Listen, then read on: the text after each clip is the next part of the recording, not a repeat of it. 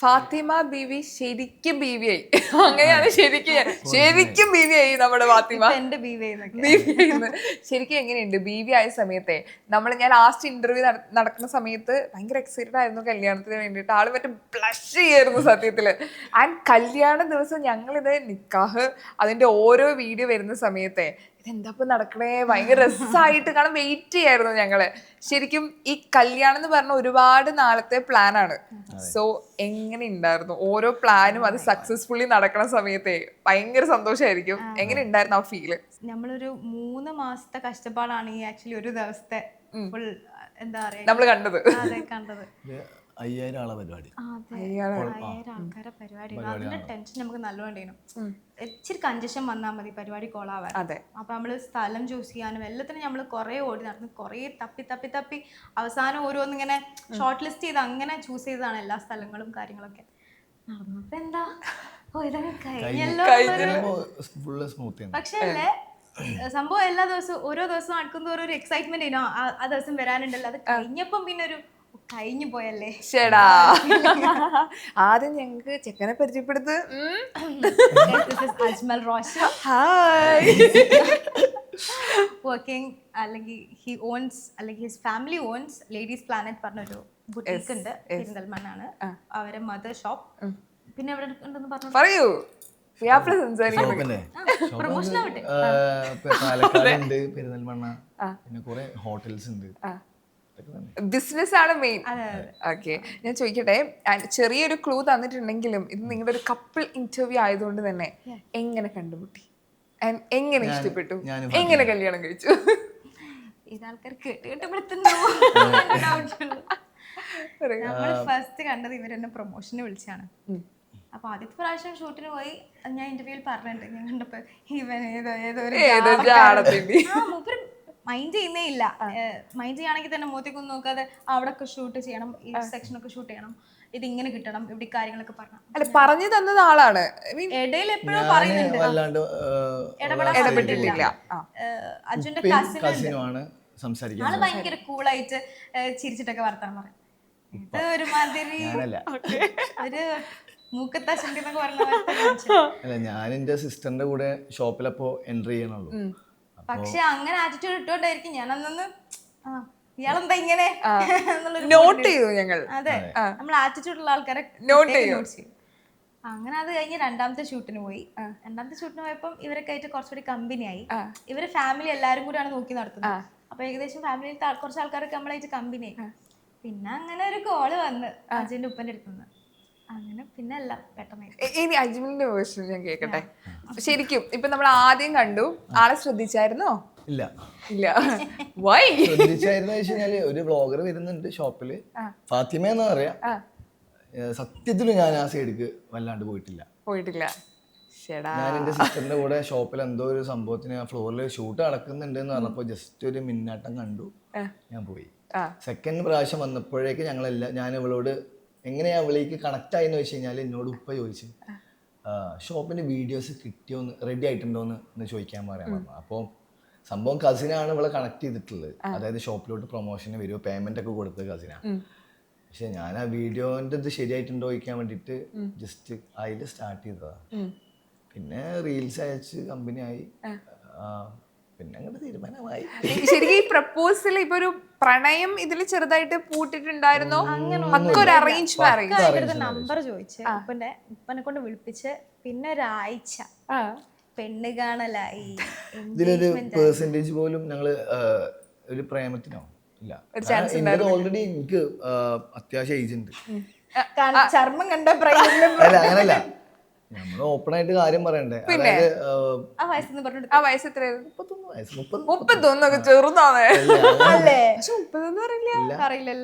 അപ്പോ ഫാത്തിമന്റെ വീട്ടില് കല്യാണം കഴിപ്പിക്കുമോ എന്നുള്ള രീതിയിൽ ഉപ്പ ചോദിച്ചു. പിന്നെ പക്ക അറേഞ്ച് മാരേജിന്റെ പ്രോസസ്സില് അങ്ങനെ പിന്നെ ഫാസ്റ്റ് ആയി. പിന്നെ 12 ദിവസം കൊണ്ട് എൻഗേജ്മെന്റ് സെറ്റായി. പിന്നെ ഒരു ടൈം വേണമെന്ന് പറഞ്ഞു, ഒരു 3 മാസം. സംഭവം നമ്പർ പാസ് ചെയ്തൊക്കെ നമ്മൾ തന്നെ പാരന്റ്സിന്റെ. പക്ഷെ ഫസ്റ്റത്തെ പെണ്ണാണ് കണ്ടപ്പോ നമ്മളെ പാരന്റ്സിന് എല്ലാം ഭയങ്കര ഇഷ്ടമായി, അങ്ങോട്ടും ഇങ്ങോട്ടും പെട്ടെന്ന് ഫിക്സ് ആക്കി. പക്ഷെ ഞമ്മക്കൊരു ഉറപ്പില്ല, പെട്ടെന്ന് സെറ്റ് ആയി. പിന്നെ ഇതിപ്പോ എന്താ സംഭവം? അങ്ങനെ രണ്ടാമത് പെണ്ണ് കാണാൻ പോയി. രണ്ടാമത് നമ്മള് ഓപ്പൺ ആയിട്ട് സംസാരിക്കുന്നത് എന്താ ലൈഫിനെ കുറിച്ചുള്ള ഒരു അപ്രോച്ചെങ്കിലും നമ്മൾ അറിയണല്ലോ. അങ്ങനെ കാരണം മനസ്സിലായി. എങ്ങനെയാ കോൺവെർസേഷൻ നടന്നത്? ഇപ്പൊ നമുക്ക് കുറച്ച് സമയം ആള് ചിരിക്കുന്നുണ്ട്, അപ്പൊ എന്തോ അവിടെ കാര്യമായിട്ട് ആദ്യമായിട്ട് സംസാരിക്കാൻ വേണ്ടി പാരന്റ് എന്നാ നിങ്ങൾ സംസാരിച്ച് വരുന്നൊരു സ്പേസ് തരികയാണ്. എന്തായിരുന്നു കോൺവെർസേഷൻ? ആൾക്കെന്താ അതെ, ഇപ്പൊ നമ്മൾ ആദ്യമായിട്ട് ഒരാളെ കുറച്ചു കാലത്തെ പരിചയമുള്ളൂ, അങ്ങനെ വലുതായിട്ട് അങ്ങനെ കംഫർട്ടായി സംസാരിക്കാത്ത ഒരാളാണ്. അങ്ങനെ ഒരാൾക്ക് സംസാരിക്കുമ്പോൾ എന്താ നമ്മളെ കുറിച്ച് ഒരു ഇംപ്രസ് ചെയ്യിപ്പിക്കാനല്ലേ നോക്കാം. ഇതൊരുമാതിരി വേണമെങ്കിൽ ഇത് നമുക്ക് ഡോറൊക്കെ തുറന്നിരുന്നു അങ്ങനെയൊക്കെ നമ്മൾ പ്രതീക്ഷിക്കാം. He was what he was, like എന്താണോ ആള് അത് തന്നെ കാണിച്ചു തന്നെ. അപ്പൊ മനസ്സിലായി ഓക്കെ ഇതില് ഫേക്ക് ഒന്നും ആയിട്ടില്ല. ഹി വാസ് വെരി ഓപ്പൺ എന്നുള്ളത്. ഞാൻ പറഞ്ഞ അത്ര വേണമെങ്കിൽ നടന്നു അങ്ങനത്തെ അത്ര ഇതൊന്നുമില്ല. ആവശ്യമുള്ളിടത്ത് ഈ കേസ് അല്ലാതെ ഭയങ്കരമായിട്ട് നമ്മളെ ഇംപ്രസ് ചെയ്യിപ്പിക്കാൻ വേണ്ടി ഫേക്ക് ആയിട്ട് എന്തെങ്കിലും കാണിക്കാൻ അങ്ങനെയൊന്നുമില്ല. മൂപ്പർക്ക് എന്താണ് തോന്നുന്നത് അത് മൂപ്പര് പറയുന്നുണ്ട്. ശരിക്കും ഒരു ഇന്റർവ്യൂ ആണ് അവിടെ നടന്നത്. ഇന്റർവ്യൂ എന്ന് പറഞ്ഞാൽ ഫസ്റ്റ് ഞങ്ങള് ഒരു കഫേയിൽ വെച്ചിട്ടായിരുന്നു പെണ്ണാണല്. അപ്പോ ഞങ്ങൾ അതേപോലെ അപ്പുറത്തെ ടേബിളിലും പെണ്ണാണല്ല. ഞങ്ങള് പാരന്റ്സിനെയും കൂട്ടിട്ട് ഒരു പ്രൈവസി കിട്ടിക്കോട്ടെ വിചാരിച്ചിട്ട് ഹോട്ടലൊക്കെ മാറ്റി കാഫേ ആക്കി. കാഫേ ആക്കിയപ്പോ ഞങ്ങളെക്കാട്ടും വലിയ ജാതിന്റെ ആൾക്കാർ അപ്പുറത്ത് പെണ്ണാളുണ്ട്. അപ്പൊ ഞങ്ങൾ തന്നെ ഓരോ പെണ്ണാളും ഇവരെ നോക്കി പഠിക്കുക, എന്നിട്ട് നമുക്കൊന്നും ചെയ്യാം. ഇതേപോലെ ഞങ്ങൾ അതേ സിസ്റ്റത്തിൽ ഞാൻ പറയും ഒരു ചെക്കന് പെണ്ണ് ഇപ്പൊ നീച്ച് പോണം നോക്കിക്കോ. അപ്പൊ എന്താ ചോദിച്ചു, അത് പെണ്ണാണല്ലാണ്. അപ്പൊ നിങ്ങൾക്ക് എങ്ങനെ മനസ്സിലായി ചോദിച്ചു. ഇപ്പൊ നോക്കിക്കോ 2 മിനിറ്റ് പോലെ നീച്ച് പോയി ഒരു മാറി നിന്ന് ഞങ്ങൾ വേറെ സംസാരിക്കുന്നുണ്ട്. പിന്നെ ഞങ്ങൾ ഓലെ കുറിച്ച് കമന്റ് അടിക്കല്ലേ ആ കുട്ടി നോക്കി നിങ്ങളത് മറന്നുപോയി. ഞങ്ങൾ സംസാരിക്കാൻ മറന്നു. ഞങ്ങൾ ഈ ബേസിക് ആയിട്ടുള്ള കാര്യങ്ങളും ഫുഡിന്റെ ഐറ്റംസ് ഒക്കെ ഓർഡർ ചെയ്യുന്നതൊക്കെ ആയപ്പോ ബാക്കിയുള്ള കപ്പിളിനെ നോക്കി ഫുഡും കഴിച്ചിരിക്കുക. വീട്ടിലേക്ക് എത്തിയപ്പോ ഇതൊക്കെ സംഭവം സെറ്റായി, വീട്ടുകാർ തമ്മിൽ സെറ്റായി. പക്ഷെ ഞങ്ങള് സംസാരിച്ചില്ല. ഫാത്തിമ പെട്ടെന്ന് അപ്പൊ ഞാൻ ഉപ്പനോട് പറഞ്ഞു. അപ്പൊ ഇവരെ വീട്ടിൽ ഫുൾ ഫിക്സ് ചെയ്ത പോലെയുള്ള. അപ്പം എന്റെ ഉപ്പ അജുന്റെ ഉപ്പനെ വിളിച്ചപ്പോ അജുന്റെ ഉപ്പ വാസ് ലൈക്ക് അതെന്താ ഒന്നുകൂടി സംസാരിക്കണം എന്ന് പറഞ്ഞു. അവര് വിചാരിച്ചു ഇഷ്ടപ്പെട്ടില്ല അങ്ങനെ എന്തെങ്കിലും ആണ്. പിന്നെ സംസാരിച്ചപ്പോ ഓക്കെ ഏത് മൊമെന്റിലാണ് ഇപ്പം ഒരു ഇന്നാളെ എന്റെ ലൈഫ് പാർട്ണർ ആവണം, കാരണം വളരെ കുറച്ച് സമയം കൊണ്ട് നമുക്ക് നമ്മുടെ പാർട്ണറെ ചൂസ് ചെയ്യാൻ പറ്റുമോന്ന് ആളുകൾക്ക് എപ്പോഴും ഡൗട്ട് വരും. ചിലപ്പോൾ നമുക്ക് എങ്ങനെ ഒരാളെ ജഡ്ജ് ചെയ്യാൻ പറ്റുമോ, അല്ലെങ്കിൽ നമ്മുടെ ലൈഫ് ലോങ് നമ്മുടെ കൂടെ വരേണ്ട ആളാണ്. സോ എങ്ങനെ ഏത് മൊമെന്റിലാണ് ഇപ്പം ബീവി എന്റെ ബീവി ആയിട്ട് വരേണ്ട ഒരാൾ തന്നെയാണെന്ന് തോന്നിയത് എങ്ങനെയാ? പറയൂ. ഞാൻ ആദ്യം തന്നെ പറഞ്ഞില്ലേ, ഇവളെ ഇംപ്രസ് ചെയ്യിപ്പിക്കാൻ വേണ്ടിയിട്ട് ഒന്നിനും പ്രേമിക്കാനൊന്നും നിന്നിട്ടില്ല. അവളിനോട് പല പ്രാവശ്യം ഫ്രണ്ട്സ് ആയപ്പോൾ, അതായത് ഈ ജസ്റ്റ് ഒരു കോണ്ടാക്ട് ഉള്ളപ്പോൾ തന്നെ എന്തെങ്കിലും നിങ്ങൾ കുറെ പെണ്ണ് കാണാൻ പോയതൊക്കെ അല്ലേ, നിങ്ങളെ കണ്ടീഷനൊക്കെ എന്താ ചോദിച്ചു. നമുക്ക് കുറെ കണ്ടീഷൻസ് വെച്ചിട്ട് കാര്യമില്ല, കുറെ ആലോചിച്ചിട്ട് അതേപോലെ കിട്ടിയില്ലെങ്കിലോ.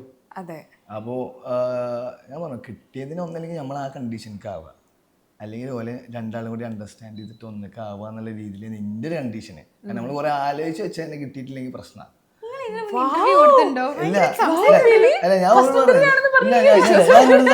എന്നോട് ചോദിച്ചപ്പോ സത്യം പറഞ്ഞ കാര്യങ്ങൾ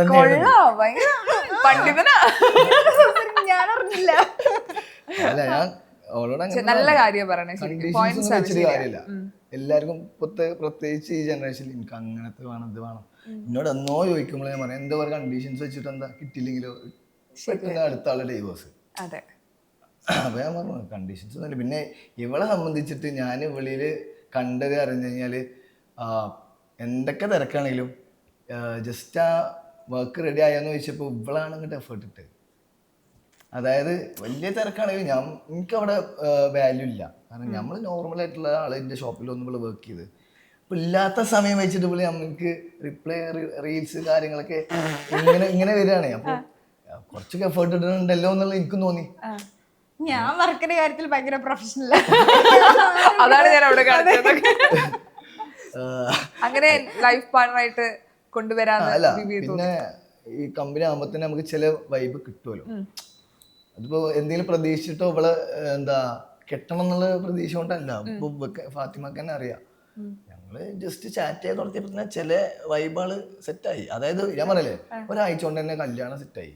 പ്രേമിക്കാനൊന്നും ഇല്ല, പക്ക അറേഞ്ച്ഡ് മാരേജ്. ഫാത്തിമന്റെ ആണെങ്കിലും എന്റെ സൈഡിൽ നിന്നാണെങ്കിലും വീട്ടുകാര് ചോദിച്ചു, വീട്ടിൽ നിന്ന് ഓളെ പറഞ്ഞു ഇൻഷാല്ലാ നമുക്ക് വിധിച്ചാണെങ്കിൽ നോക്കാന്ന് പറഞ്ഞു. ആ ഡയലോഗുമ്പോ പരിപാടി സിമ്പിൾ പരിപാടി. അപ്പൊ എന്നോട് എല്ലാരും ചോദിക്കാം, അജു ഇത് ലവ് മാരേജ് അല്ലേ, ആരോട് എങ്ങനെയാ പറഞ്ഞ മനസ്സിലാക്കി കൊടുക്കുക? ഇപ്പോഴും ആരും പറഞ്ഞ വിശ്വസിക്കില്ല. അവരറിയാം നിങ്ങൾ കൊറേ കാലം പ്രണയിച്ചിട്ട് എങ്ങനെ പറഞ്ഞു ഞങ്ങളെ പറ്റിച്ചു. ഞങ്ങൾക്ക് തന്നെ ടൈം കിട്ടാത്തോണ്ട് ഞങ്ങള് പുറത്തു പറയാൻ പറ്റില്ല. രണ്ടാമത് പെണ്ണുണ്ട്. ഇപ്പൊ നിങ്ങൾ ചോദിച്ച പോലെ രണ്ടാമത് പെണ്ണ് കണ്ടിട്ടാണ് ഒന്ന് കൺഫേം ചെയ്തിട്ടാണ് ഇത് മുന്നോട്ട് കൊണ്ടുപോകണോന്ന് ഓക്കെ പറഞ്ഞിട്ടാണ് ഇപ്പൊ ഇത് സെറ്റ് ആക്കിയത്. എല്ലാം ഫാസ്റ്റായി. എൻഗേജ്മെന്റും കല്യാണമൊക്കെ പിന്നെ ഞങ്ങൾ ചോദിച്ചു വാങ്ങിയത് 3 മാസം വേണം, കാരണം കുറച്ചുകൂടി അറിയണല്ലോ എന്തായാലും.